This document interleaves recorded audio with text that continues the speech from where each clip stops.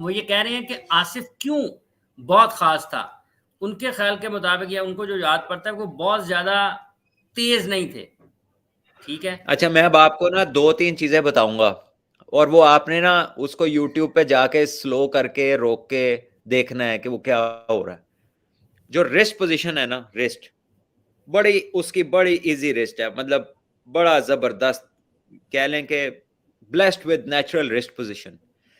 अब आउटस्विंग की सीम पे वो बॉल करता है, और आउटस्विंग एयर में पूरी शेप आउटस्विंग की होती है, लेकिन क्योंकि रिस्ट लगती इतनी अच्छी है कि वो वंस इट पिचेस, जब वो पिच पे लगता है ठप्पा खाने के बाद, it moves the other way.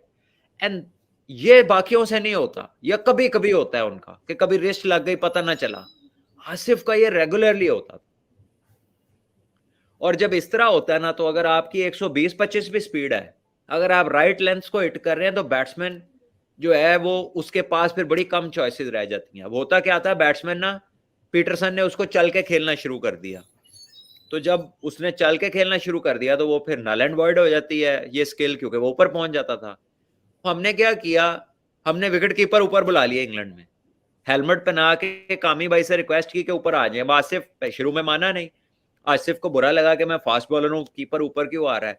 तो उससे रिक्वेस्ट की प्यार से, उसे कहा यार प्लीज होने दो, ये फिर चलेगा नहीं, तुम्हें खड़ा रहेगा। तो जब खड़ा किया ऐसे, तो उसी ओवर में वो आउट हो गया पीटरसन। उसके बाद जब पीटरसन आए, वो खुद ही ऊपर बुला ले, आ जाओ भी ऊपर।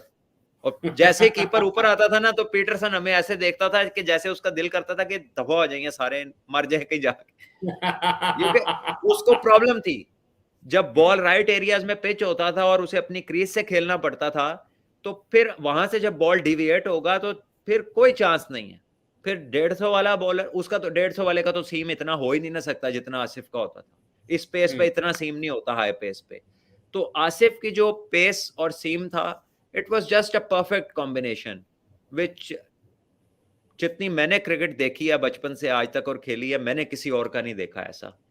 तो इट इज नॉट समथिंग जो कोई कोच किसी को सिखा सके, वरना सिखा लेते अभी तक दुनिया में जैसे जैसे कोच हैं।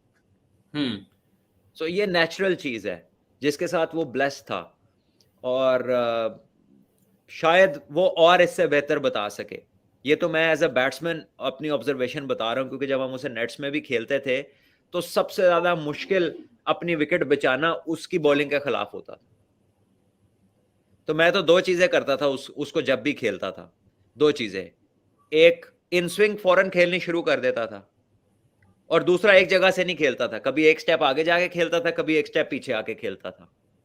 But still it would be a nightmare to face him.